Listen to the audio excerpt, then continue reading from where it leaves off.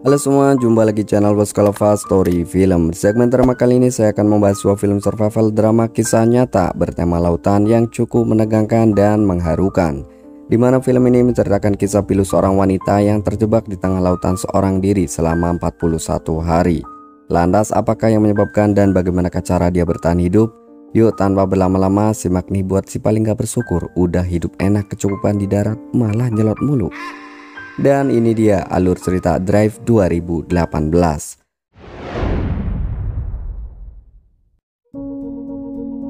Film dibuka dengan seorang wanita yang terbangun dari pingsannya dengan keadaan kapal yang porak-poranda, juga dia berteriak memanggil nama Richard. Namun karena tak kunjung ada jawaban sehingga dia pun mencari keluar kapal yang ternyata tak ada siapapun di sana, yang artinya dia hanya sendirian, sehingga dia pun kembali berteriak histeris. Lantas apakah yang sebenarnya terjadi dan siapakah Richard itu? Kita flashback ke 5 bulan sebelumnya. Berlatar di Polinesia, Perancis 1983, diperlihatkan seorang wanita bernama Tammy yang habis masa kontraknya sebagai koki di kapal pesiar. Oleh karena itu dia berencana untuk menetap dan melanjutkan hidupnya di tempat itu yang bernama Tahiti. Usut punya usut, Tammy ini berasal dari San Diego, California dengan seorang ibu yang bekerja di maskapai penerbangan yang super sibuk. Sehingga sebagai anak yang kurang perhatian dari orang tua, dia melampiaskan dengan hidup berpindah-pindah dan berpetualang. Singkat waktu, setelah beberapa hari di sana, Tammy akhirnya mendapatkan pekerjaan baru, yaitu sebagai pembersih kapal-kapal yang bersandar di dermaga Tahiti. Dan ketika mereka tengah bekerja, seorang pria yang ada di kapal yang baru saja datang meminta bantuan. Sontak Tammy dan temannya pun langsung membantu mengikat kapalnya ke tepian. Dan di momen inilah awal Tammy memulai kisah cintanya setelah 5 tahun di kapal pesiar dengan status singlenya, di mana dia kini menjalin hubungan dengan pria tersebut yang bernama Richard yang juga ternyata seorang petualang. Dari kecocokan itulah mereka berdua menghabiskan waktunya dengan selalu pergi bersama, seperti pergi ke pantai, pergi ke air terjun, juga pergi ke kafe, bahkan pergi ke pasar, yang tanpa sengaja pada saat itu bertemu dengan temannya Richard yang bernama Peter dan juga istrinya Peter yang bernama Christine. Setelah diperkenalkan dengan Tammy, mereka akhirnya mengobrol di sebuah kafe yang ternyata Peter meminta bantuan Richard untuk membawakan kapalnya ke San Diego, California. Sebagai seorang petualang, Richard sangat bersemangat mendengar permintaan itu, apalagi ada upaya yang cukup besar yang dijanjikan Peter, yaitu uang $10.000 dan juga 2 tiket pulang untuk Richard dan Tammy. Namun awalnya ternyata Tammy kurang setuju dikarenakan San Diego adalah tempat tinggalnya dan ia pun sebenarnya tak berniat untuk pulang dulu. Mendengar itu, Richard pun jadi tak bersemangat dan ia mengatakan jika Tammy tak ikut maka ia pun akan membatalkan pelayaran itu. Semua itu sebagai gambaran perasaan cintanya kepada Tammy.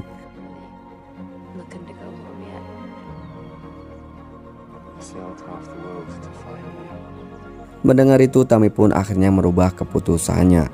Sebelum berangkat, Tammy pun menulis surat untuk ibunya yang sudah lama tak dihubungi, di mana ia menulis jika ia akan segera kembali ke San Diego, California dengan berlayar selama 30 hari melewati Samudra Pasifik bersama seorang pria bernama Richard.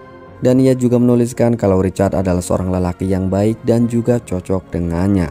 Surat itu pun kemudian ia tutup dengan ucapan sayang untuk semua keluarga di sana. Dan singkat waktu hari pelayaran pun tiba, di mana Richard dan Tammy mengawali perjalanan dengan penuh kebahagiaan. Singkat cerita, setelah 2 hari berlayar, di malam hari Richard memutuskan untuk melamar Tammy dengan cincin buatannya. Dia berjanji pada saatnya mereka sampai di darat, Richard akan mengganti cincin itu dengan cincin sungguhan. Kemudian di hari berikutnya, tepatnya di siang hari, cuaca terlihat mendung dan angin berhembus cukup kencang. Lalu terdengar di radio jika sedang ada badai tropis di bagian Pasifik dan sedang bergerak ke arah barat. Sontak Richard mengecek peta dan menurutnya badai itu nggak mungkin sampai ke lokasi mereka. Namun sebagai jaga-jaga mereka pun akan menghindari badai itu lebih jauh, yaitu ke arah utara. Namun tak disangka tak diduga ternyata prediksi Richard salah. Dikarenakan yang mereka anggap aman justru kini mereka terjebak di antara badai dan juga ombak yang sangat besar. Nasi sudah menjadi bubur, sebisa mungkin mereka menjaga kapalnya untuk tetap stabil walaupun berkali-kali ombak besar menghantam mereka. Namun semakin lama badai semakin mengganas dan gelombang ombak semakin meninggi. Hal itu membuat layar mereka robek dan hampir membuat Tami tersapu ombak ketika berusaha membetulkannya. Melihat badai yang semakin menjadi-jadi, Richard pun meminta Tami untuk masuk ke dalam.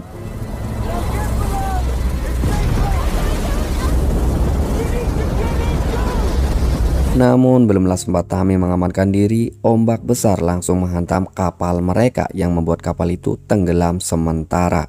Tami pun terjatuh dan terbentur hingga pingsan di dalam kapal, sedangkan Richard tersapu ombak hilang entah kemana. Dan setelah tersadar sampailah ke awal film tadi guys, dimana Tami berteriak histeris karena Richard menghilang dan terlepas dari tali pengaman. Setelah keadaan tenang dan cuaca kembali terang, Tami pun berusaha mencari bantuan dengan menggunakan radio di kapal itu. Namun sayang sekali radio itu ternyata sudah rusak karena sudah terendam air. Alhasil Tami pun bingung dan apa yang harus dilakukan selanjutnya. Namun ia tak mau tinggal diam, dia mencoba mencari Richard dengan teropong yang ia temukan.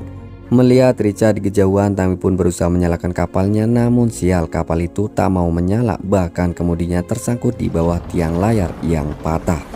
Sontak Tami pun berusaha membetulkannya dan mengambil kemudinya, dan setelah berusaha berjuang seorang diri membetulkan kapal itu, akhirnya dia pun berhasil dengan sedikit bantuan angin dan juga kemudi. Akhirnya dia berhasil mengarahkan kapal itu menuju ke tempat Richard yang terapung-apung. Dia bahagia campur khawatir saat berhasil meraih Richard dan mengangkatnya ke atas kapal. Yang tak disangka ternyata Richard mengalami luka robek yang cukup parah. Sontak Tami berusaha mengobatinya dengan alat seadanya. Dan pada saat Richard tersadar, Tami pun diarahkan untuk mengecek koordinat mereka saat ini. Setelah dihitung-hitung ternyata mereka telah terhanyut sangat jauh dari jalur yang seharusnya. Dan lebih parahnya tempat mereka saat ini bukanlah jalur penerbangan atau jalur kapal laut, yang artinya kemungkinan mereka untuk ditemukan sangatlah sedikit. Alhasil Tami pun sangat bingung dan pasrah, namun Richard mencoba meyakinkan kalau mereka berdua pasti akan selamat. Akan tetapi Tami masih penasaran dan kembali melihat peta dan memperkirakan arah angin. Dan setelah diperhitungkan, satu-satunya cara terbaik adalah pergi ke arah Hawaii. Namun tentu saja itu beresiko karena kalau mereka sampai salah jalan maka mereka butuh menempuh jarak yang lebih jauh lagi. Akan tetapi tak ada pilihan lain, akhirnya mereka pun memutuskan jalan itu. Kemudian di dalam kapal Tami mencari barang-barang yang berguna dan juga makanan serta minuman. Setelah mendapatkan itu semua, Tami pun menjawab Richard dengan selai kacang dan minum air putih.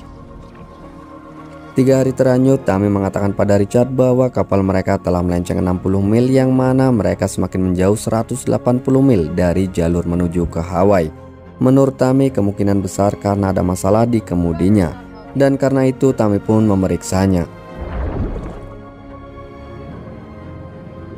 Dan benar saja di sana ada kain layar yang tersangkut. Ia pun berusaha membuang kain tersebut. Singkat waktu setelah masuk hari ke-10, Tami terlihat sedang membersihkan barang-barang yang berserakan di dalam kapal. Dan saat itu Tami tak sengaja menemukan krim UV. Ia pun langsung menggunakannya dan sedikit bisa membuat wajahnya terasa sejuk.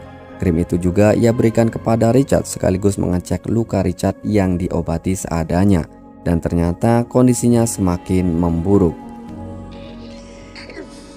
Namun Tami tetap berusaha meyakinkan Richard bahwa mereka pasti akan baik-baik saja. Melihat makanan yang semakin menipis, Tami mencoba menangkap ikan dengan menggunakan tombak. Namun ternyata tak semudah yang ia kira, sehingga Tami pun tak mendapatkan ikan sama sekali. Alhasil dia pun sangat frustasi, tapi tak berselang lama tiba-tiba hujan turun. Sontak Tami pun sangat bahagia dan sangat-sangat kegirangan. Singkat waktu sekarang masuk hari ke-29. Di malam itu Tami terkejut mendengar suara bising yang ternyata dari sebuah kapal besar. Sontak Tami pun menembakkan flare sebagai sinyal bantuan, tapi sayang seribu sayang ternyata itu hanya halusinasi Tami saja. Melihat Tami yang semakin frustasi dan juga stres, Richard pun berusaha menyemangati Tami untuk tetap semangat dan terus berusaha hidup. Di keesokan harinya Tami sudah lebih baikan, tapi tidak dengan Richard. Kakinya semakin parah dan membusuk. Richard yang terbaring semakin lemah itu pun meminta Tami untuk membangunkannya saat sampai di Hawaii nanti.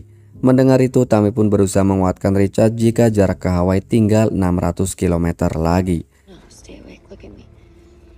Dan sekarang masuk hari ke-33, hari yang mereka lalui kini lebih berat karena mereka sudah lemas dan sangat-sangat pasrah. Dikarenakan daratan yang mereka tempuh tak kunjung juga terlihat. Tammy yang sudah benar-benar pasrah dan frustasi, dia mengatakan jika dia sangat menyayangi Richard dan kini ia merelakannya untuk pergi. Dan ternyata sedari dia tersadar dari sapuan ombak besar, yaitu di awal film, dikarenakan Richard sebenarnya sudah tewas tenggelam tepatnya saat ombak itu datang. Richard ternyata tersapu ombak dan terbentur tiang hingga tenggelam.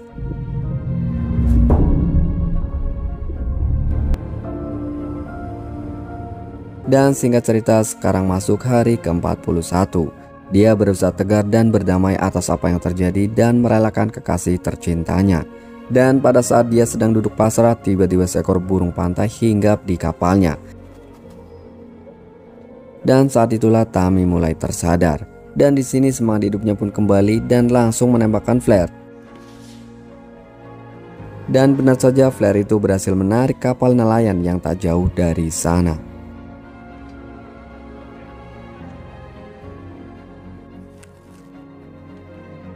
Dan di akhir film diperlihatkan Tammy kembali ke Tahiti dan mengunjungi kapal milik Richard.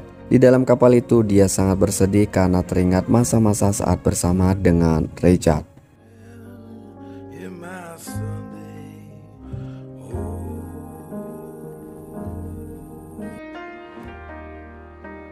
Dan film pun ditutup dengan Tammy yang menaburkan bunga ke lautan. Dan film pun berakhir. Cukup sekian ulasan film kali ini. Sampai jumpa di video berikutnya. Sehat-sehat buat kalian semua dan keluarga. Saya Akbar pamit.